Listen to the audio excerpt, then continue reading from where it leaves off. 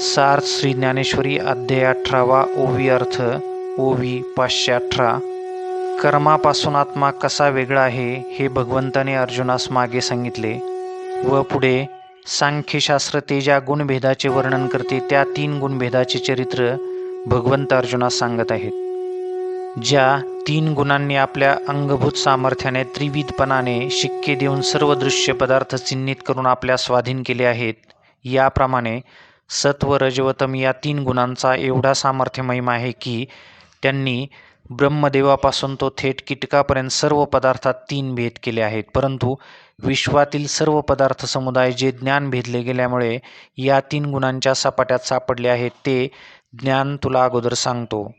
कारण दृष्टी का एकदा निर्मळ शुद्ध केली म्हणजे त्यास पाहिजे ते शुद्ध दिसते, म्हणजे त्या पदार्थाचे यथार्थ स्वरूप समजते. त्याप्रमाणे शुद्ध ज्ञान प्राप्त झाले असता त्यामुळे सर्व पदार्थाचे शुद्ध स्वरूप कळते, म्हणून ते सात्विक ज्ञान भगवंत अर्जुनास पुढे सांगतात. तर अर्जुना, तेच खरोखर शुद्ध सात्विक ज्ञान होय की ज्याचा उदय होण्याबरोबर त्यामध्ये ज्ञेय हे ज्ञात्यासह बुडून लीन होते. ज्याप्रमाणे सूर्य अंधाराला पाहू शकत नाही किंवा समुद्राला नद्यांची अजिबात ओळखही नसते, अथवा आपल्या पडछायेस कितीही मिठी मारून धरू लागले असता ती आपली सावली पण सापडत नाही, त्याप्रमाणे ज्या ज्ञानाला शिवापासून तो अखेर गवतापर्यंतच्या वेगवेगळ्या सर्व व्यक्ती सत्यत्वाने भिन्न दिसत नाहीत. पाटीवर काढलेले चित्र पाटीवर हात फिरून पाहू लागले असता ते चित्रच पुसले जाते, किंवा मीठ पाण्याने धुतले असता ते जसे विरघळून नाहीसेच होते, किंवा जागे होऊन स्वप्न पाहू गेले असता ते स्वप्न जसे नाहीसे होते, तसे ज्या ज्ञानाच्या प्रकाशाने ज्ञेय पाहू गेले असता तेथे जाणता ज्ञाता, जाणणे ज्ञान व जाणावे ज्ञेय ही त्रिपुटीच उरत नाही. परंतु व्यवहार चतुर्य लोक जसे आपल्या बुद्धीने दागिने आटून त्यातील सोने काढीत नाहीत, तर दागिन्याच्या स्वरूपाने सोनेच आहे असे जाणतात, किंवा ते तज्ज्ञ लोक पाणी घ्यावायचे असल्यास त्यावरील लाटा गाळून मग ते पाणी घेत नाहीत, तसा ज्या ज्ञानाच्या हाताला सर्व वस्तू दृश्य वस्तूंचा भेद लागत दिसत नाही तेच ज्ञान सर्वतोपरी सात्विक ज्ञान आहे असे समज. कौतुकाने आरसा पाहू गेले असता जसे पाहणाराचेच प्रतिबिंब रूपाने समोर भाने येते होते, त्याप्रमाणे ज्ञेयास लुटून ज्ञेयत्वाचा बाध करून ज्ञेय निरासपूर्वक ज्ञानद्वारा पाहू गेले तर ज्ञेयास आत्मभिन्न स्वतंत्रता स्फूर्ती नाहीच. या दृष्टीने त्या ज्ञेय रूपाने ज्ञाताच आत्मस्वरूप सर्वत्र असल्याचे अनुभवास येते. हेच जे सात्विक ज्ञान आहे ते मोक्षलक्ष्मीचे मंदिर आहे. हे सात्विक ज्ञान वर्णन सांगून भगवंत आता पुढे राजस ज्ञानाची लक्षणे सांगतात. तर पार्था, तेच ज्ञान राजस होय की जे ज्ञानद्वैताचा भेदभावाचा आश्रय करून चालत असते असे समज. ज्या ज्ञानाने भूतमात्राच्या औपाधिक अनेकत्वामुळे आपण आपल्या ठिकऱ्या वेगळेपणा करून घेतले आहेत व ज्याने ज्ञात्याला चकून फारच भ्रमिष्टपणा आणला आहे, त्याप्रमाणे निद्रा ही खऱ्या स्वस्वरूपाच्या आड विसराचे अज्ञानाचे दार लावून मग स्वप्नातील कष्टमय स्थिती आणते. त्याप्रमाणे जे ज्ञान आत्मज्ञानाच्या मंदिराच्या आवाराबाहेर भूतालून मिथ्या मायेच्या माळरानावर पसारा घालून जागृती, स्वप्न व सुषुप्ती या 3 अवस्थांचे खेळ दाखवून जीवास फसविते. अलंकार उपास आलेले सोने अलंकार या नावाने व अलंकारपणाने झाकले जाऊन लहान मुलास ते अलंकार दाखविले तरी त्यास सोन्याची ओळख होत असल्यामुळे सोने पण बालकदृष्ट्या वाया जाते. त्याप्रमाणे मायाकार्य असणाऱ्या कल्पित नामरूपांच्या योगाने तत्वतः अध्यस्त पदार्थास अधिष्ठानाव्यतिरिक्त सत्ताच नसल्यामुळे अद्वैत परब्रह्म वस्तू असूनही ज्या ज्ञानाला ते दुरावले आहे, अज्ञानी मनुष्याला मडकी व घागरी यांच्या रूपास प्राप्त झालेली जी माती ती दाखविले असता त्यास जशी मूळ मातीची अनोळखच झालेली असते, अथवा दिवा पाहिला असता दीपपणामुळे अग्नीची ओळख होणे कठीण पडते, किंवा मूर्ख मनुष्याला वस्त्रपणाच्या आरोपामुळे त्यातील तंतूची ओळख न पटून तंतू नाहीसा झाल्यासारखा होतो, अथवा मूर्खास पडदा आपल्यावरील चित्रे दाखवून त्या मूर्खाच्या दृष्टीने आपण लोभतो म्हणजे त्यास पडद्याची ओळख नसते, तसे ज्या ज्ञानाने भूतमात्र भिन्न भिन्न आहेत असे समजल्यामुळे त्या ज्ञानाची ऐक्यबोधाची भावना नाश पावलेली असते. मग अनेक लाकडे पेटल्यावर त्यांच्या आकाराप्रमाणे अग्नी निरनिराळा भेदला जावा किंवा अनेक फुलांवरून सुवास भेदला जावा अथवा चंद्राचा प्रकाश पाण्यात पडल्यामुळे ते पाणी हलल्यावर चंद्राचे तुकडे झाले आहेत असे वाटावे, तसा नाना प्रकारच्या पदार्थात नामरूपाने पुष्कळ भिन्नपणा आहे अथवा वेशावरून हा लहान व मोठा असा भेद आहे, या समजुतीने भरलेले जे ज्ञान ते राजज्ञान होय. आता पुढे भगवंत अर्जुनास म्हणतात, मी तुला ज्ञानाची लक्षणे सांगतो, ती तामस ज्ञाने टाकण्याकरिता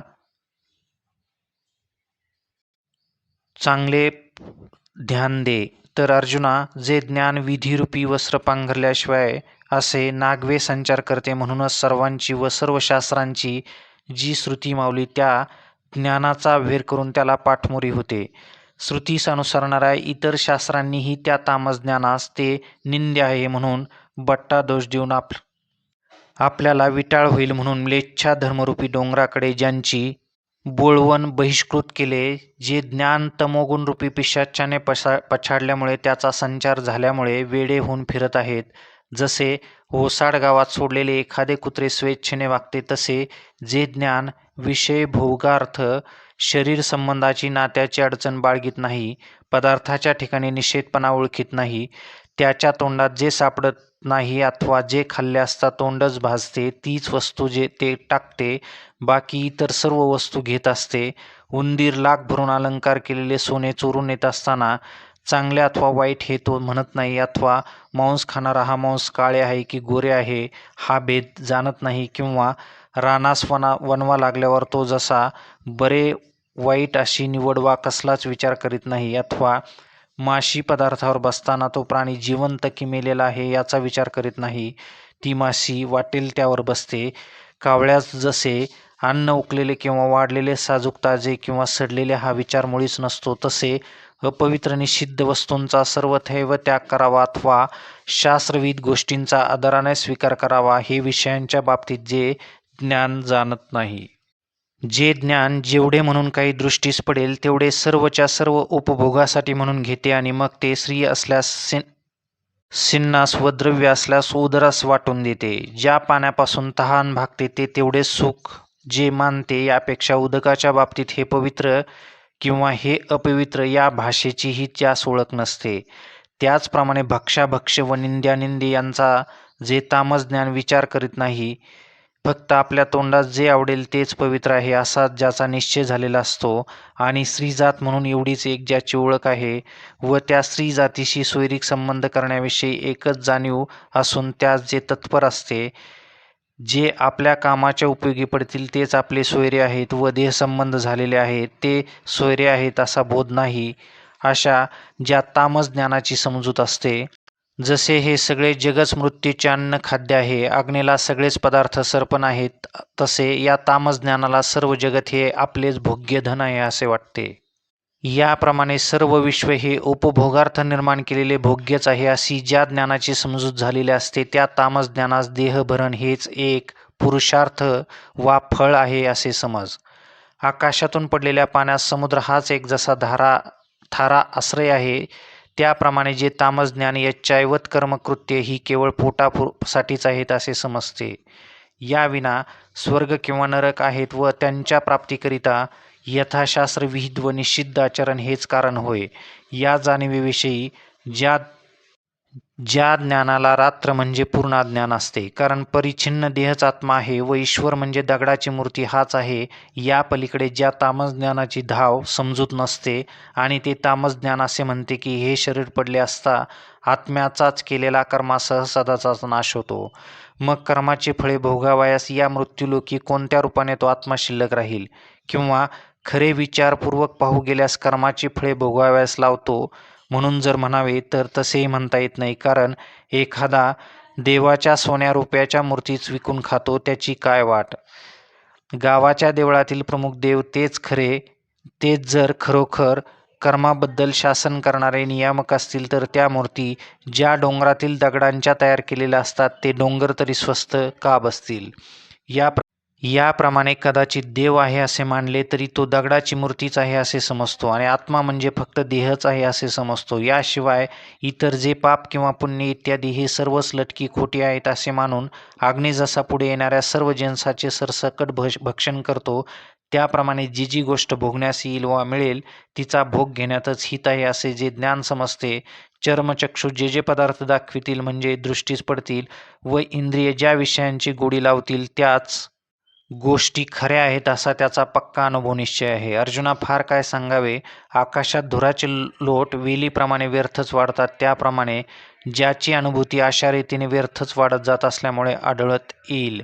कोरडा किंवा ओला असला तरी कोणत्याच उपयोगास येत नाही असा जो भेंडाचा वृक्ष तो मोठा वाढून जसा व्यर्थच मोडून जातो, अथवा उंचास आलेली कणसे किंवा नपुसक माणसे अथवा निवडुंगाची झाडे राने ही सर्व जशी निरुपयोगी आहेत, अथवा बालकाचे मन किंवा चोराच्या घरात चोरून आणलेले धन अथवा शेळीच्या गळ्यास असणारे स्तन जसे निरुपयोगी असतात, तसे ते ज्ञान निरर्थक व ओशाळलेले असे दिसते. त्याला तामसज्ञान असे म्हणतात. त्या तामसज्ञानासही ज्ञान अशा शब्दानेच वर्णन करून सांगतात. त्याचा अभिप्राय हाच की मनुष्य जन्मांध असला तरी त्याचे डोळे मोठे आहेत असे विरुद्ध अर्थाने म्हणावे, किंवा बहिऱ्याचे कान काय सरळ मोठे आहेत, अथवा अपेयास अपवित्र वस्तूस आपण पिण्यास योग्य वस्तू असे म्हणावे. तसे या तामसज्ञानाला ज्ञान हे केवळ आडनावच आहे. आता या संबंधाने आणखी किती वर्णन करावे. असे जे ज्ञान दृष्टीस पडेल ते ज्ञानच नव्हे तर तो प्रत्यक्ष डोळं स्वच्छ निव्वळ तमगुणच आहे असे समजावे. याप्रमाणे 3 गुणांनी 3 प्रकारे भेद पावलेले जे ज्ञान त्याची यथार्थ लक्षणे तुला सांगितली. हे धनुर्धरा, आता याच 3 प्रकारच्या ज्ञानाच्या प्रकाशाने कर्त्याच्या क्रिया उघड करून येतात. म्हणून एका पाण्याला जसे ओघाप्रमाणे जिकडे लावावे तिकडे ते वाहत जाते, तसे कर्म हे ज्ञानाच्या 3 भागामुळे निरनिराळे ज्ञान प्रकारचेच घडते. निरनिराळे 3 प्रकारचेच घडते. तेच 3 प्रकारच्या ज्ञानाच्या अनुरोधाने जे 3 प्रकारचे कर्म होत असते त्यापैकी सात्विक कर्माची लक्षणे प्रथम सांगतो ती ऐक. तर पतिव्रता स्त्रियालिंगनाने प्रियपती जसा संतोष होतो तसे आपल्या अधिकारानुरूप आपल्या वाट्यास आलेले जे कर्म ते कर्म जो स्वभावता संतोषाने आचरण करतो, सावळ्या रंगाच्या शरीरात जसे चंदन शोभते व तरुण स्त्रियांच्या नेत्रात जसे अंजन शोभा देते, तसे ज्या अधिकारानुरूप कर्तव्य अशा नित्यकर्माचे आचरण केले असता त्यास भूषणच येते. ते नित्यकर्म करीत असता त्यात नैमित्तिक कर्माची भर पडली, सहायता लाभली असता सोन्याच्या दागिन्यास सुगंधाने शोभा यावी, त्याप्रमाणे नित्यकर्मास शोभा येते. जशी शरीराने, जीवाने व संपत्ती खर्चूनही माता आपल्या बालकाचे भरणपोषण करते तरी तिला पालनाच्या कष्टाचा कंटाळा आला असे कधी होत नाही, तसे सर्व प्रकाराने कर्माचे अनुष्ठान करतो, पण फलाची लोभ दृष्टीने इच्छा मात्र धरीत नाही, तर सर्व कर्म ब्रह्मार्पण करतो. आणि आपली कुणी प्रियकर घरी आल्यावर त्याच्या सन्मान समय आपल्यास जिन्नस उरेल किंवा संपेल हेही जसे स्वभावता लक्षात येत नाही, तसे कर्म करीत असता उचित प्रसंग म्हणजे साधुजन घरी आल्यावर त्याचे आदरातिथ्य करण्यात वेळ मोडून जरी नित्यकर्म करण्याचे राहिले तरी तो नित्यकर्म करण्याचे राहिले असा भेद मनास होऊ देत नाही, किंवा ते कर्म त्याच्या हातून यथासांग शेवटास गेले असता ज्याला आनंदाने गर्वही चढत नाही. या युक्तीने जे जे कर्म होत असते त्याला अर्जुना सात्विक कर्म असे हे नाव त्याच्या गुणामुळे त्यास प्राप्त होते असे समज. यापुढे राजसकर्माचे खरे लक्षण तुला सांगतो. तर जसा मूर्ख मनुष्य घरी माता पित्रे असूनही त्यांच्याशी जो संसारात गोड भाषण करीत नाही, परंतु जगातील सर्व लोकांशी आदरातिथ्यपूर्वक प्रेमाने वागतो, किंवा तुळशीच्या झाडास दुरून पाण्याचा शिंतोडाही घालीत नाही परंतु द्राक्षाच्या झाडास बुडास मात्र दूध घालतो, त्याप्रमाणे अवश्य आचरणीय अशी जी नित्यनैमित्तिक कर्मे आहेत त्यांचे आचरण करण्याविषयी जो बसल्या जागेवरून उठूही शकत नाही, एरवी इतर काम्य कर्माच्या नावाने धन देहादी सर्वस्व जरी खर्च करावे लागले तरी आपण फार खर्च केला असे त्यास सिनून वाटत नाही. व्यापारातील पैसे मिळतील तेथे द्रव्य खर्च करण्यास ज्याची तृप्ती होत नाही, किंवा तसे जमिनीत धान्य बीज पेरू लागल्यावर कितीही पेरले तरी कुणब्याला ते पुरे असे म्हणत नाही, किंवा परीस हाती आल्यावर जो लोखंडाचे सोन्या करण्याकरता सर्व संपत्ती करूनही उत्साहाने लोखंड खरेदी करतो आणि उत्कर्ष पावतो, त्याप्रमाणे पुढील प्राप्त होणाऱ्या फळावर आशा ठेवून कठीण अशी काम्यकर्मेही पुष्कळ करत तो परंतु तीही अगदी थोडीच केली असे मानतो. त्या फलाची इच्छा करणाऱ्याकडून जितकी म्हणून काम्यकर्मे असतील तितकी यथाविधी अगदी बरोबर केली जातात आणि केलेल्या त्या काम्यकर्माची आपल्या तोंडाने वाखाणणी करून दवंडी देऊन प्रसिद्धी करतो व मी मोठा कर्मठ आहे, असे मी अमुक कर्म केले या नावाच्या ख्यातीचे चोहीकडे वाणे वाटून पसरवितो. त्या पुरुषांमध्ये मी कर्म करता असा कर्माहंकार भरतो की काळ जीवर जसा कोणत्याच औषधाला जुमानीत नाही तसा तो पिता किंवा गुरु यांनाही मानित नाही. तशा अहंकारयुक्त कर्माभिमानी व फलाभिलाषी पुरुषांकडून जे जे कर्म मोठ्या आदराने केले जाते ते कर्म करण्यात पुष्कळ आयास असतात. कोलाट्याच्या पोटाच्या उपजीविकेसाठी धंदा असतो त्याप्रमाणे अगदी थोड्या फायद्यासाठी जीवापाड कष्टाला असते कर्मकारण होते. धान्याच्या एका कणाकरिता उंदीर जसा संपूर्ण डोंगर पोखरतो अथवा शेवाळाच्या प्राप्तीच्या हातून बेडूक जसा समुद्र ढवळतो, पहा की भिक्षेशिवाय दुसरी काहीही प्राप्ती होत नाही, तरीही गारुडी जसे सापाचे ओझे वाहतो. एखाद्यास कष्ट परिश्रमच गोड वाटतात. एका परमाणूच्या कणाच्या आशेकरिता वाळवी ही पाताळापर्यंत खोल खणत जाते. त्याप्रमाणे स्वर्गसुखाच्या प्राप्तीच्या लोभाने जे श्रम करणे तेच क्लेशयुक्त काम्यकर्म, येथे राजसकर्म असे म्हणावे. आता तामसकर्माचे लक्षणे सांगतो. जे केवळ निंदेचे काळे पापमय घरच होय आणि ज्याच्यामुळे निषेधाचे निषिद्ध कर्माचे जन्माचे खरे सार्थक झाले आहे ते तामसकर्म होय. जशी पाण्यावर रेघ काढली असता ती काहीच दिसत नाही, त्याप्रमाणे जे तामसकर्म केल्यानंतर त्यापासून काहीच फलप्राप्ती दिसत नाही, किंवा ताकाची निवळी घुसळली असता जसे लोणी निघत नाही, किंवा सोनाराच्या घरातल्या राखेशिवाय इतर ठिकाणची राखुंडी फुंकीत बसली असता काहीच निष्पन्न झाल्याचे आढळून येत नाही, अथवा वाळू घाण्यात घालून गाळली असता जसे त्यापासून तेल किंवा पेंड काहीच उत्पन्न होत नाही, अथवा भूस वाऱ्यावर उफणणे किंवा आकाशास बाणाने मारून छेदन करणे अथवा वाऱ्यास धरण्याकरिता फास टाकणे, या सर्वच गोष्टी ज्याप्रमाणे निष्फळ होऊन व्यर्थ जातात त्याप्रमाणे ज्या कर्माचे आचरण करूनही ते वायाच जाते. एरवी तामस कर्माचरणात नरदेहा एवढे धनही खर्ची पडते व जे कर्म केले असतात त्याच्या योगाने जगाचे प्राप्त सुख नाहीसे होते, अर्थात सुख न होता उलट दुःख मात्र होते. ज्याप्रमाणे कमळवनावर काट्यांचा फास टाकून त्यावरून ओढला असता आपल्या श्रम होतात, तो फास स्वतःच दिसतो आणि कमलाचाही नाश होतो. किंवा पतंग ज्याप्रमाणे दिव्याचा हेवा करून द्वेषाने त्यावर झडप घालतो तेव्हा दिवा विझतो आणि स्वतः पतंग नाश पावतो व लोकांच्या डोळ्यांनाही अंधारामुळे दिसेनासे करतो, त्याप्रमाणे आपले सर्वस्वही वाया गेले किंवा देहाला श्रमदुःख जरी झाले तरी चालेल, हरकत नाही, पण दुसऱ्यास ज्या कर्मापासून अपाय उत्पन्न होतो, माशी ही स्वतःला गिळविते, पोटात जाऊन स्वतः मरते, पण दुसऱ्याला गिळणारा स्वांती करून ओकाराने शिणविते, तशा प्रकारच्या आपपर पीडाकारक आचरणाची जे सदोष तामस कर्म आठवण करून देते. तेही कर्म करण्यासाठी आपल्याला सामर्थ्य आहे किंवा नाही हा पुढील विचार तर करावा, पण तसे काही न पाहता कर्म करू लागतो. माझी योग्यता काय, माझे सामर्थ्य व प्रयत्न केवढा आहे, हा प्रसंग कोणता आहे व त्याचा मी केवढा पसारा मांडला आहे व ते कर्म केल्यापासून मला काय प्राप्ती होणार आहे, या विचाराला जणू काय अविवेकाच्या पायाने तोडून टाकतो आणि उलट त्या कर्माबद्दल मी कर्म करत आहे या अभिमानाने कर्माचरणास प्रवृत्त होतो. अग्नी ज्या वेळूपासून उत्पन्न होतो तो आपला आश्रय वेळूचे बेट जाळून जसा पसरावा अथवा आपल्या मर्यादेचे उल्लंघन करून खवळून समुद्र वाढावा, म्हणजे मग लहान किंवा मोठी वस्तू यांचा विचार न करता व मागे पुढे न पाहता सरसकट मार्ग पवित्र व अपवित्र वस्तू एकत्र करून वाढण्याचा सपाटा चालवितो. तसे करण्यास योग्य असे कर्म एके ठिकाणी रगडून आपले व दुसऱ्याचे हा विचार न करता जे भेद असा उरू देत नाही ते तामस कर्म आहे असं समज. याप्रमाणे अर्जुना, गुणांच्या भिन्नपणामुळे कर्मे ही 3 प्रकारचे कसे झाले ते तुला दृष्टांत युक्तीसह स्पष्ट विवेचन करून सांगितले. आता याच कर्माचा अभिमान बाळगून त्याचे आचरण करीत असता कर्माभिमानी करता जो जीव तोही याच योगाने 3 प्रकारचा झाला आहे. ज्याप्रमाणे एकच पुरुष ब्रह्मचर्य, गृहस्थ, वानप्रस्थ व संन्यास या 4 आश्रमांच्या योगाने 4 प्रकारचा दिसत असतो, त्याचप्रमाणे कर्माच्या 3 भेदामुळे कर्ताही 3 अवस्थाचा 3 प्रकारचा झाला. आता या तिन्हीपैकी सात्विक करता या अवस्थेचे वर्णन पहिल्यांदा करतो ते पूर्ण लक्ष देऊन ऐक असे भगवंत अर्जुनास म्हणतात.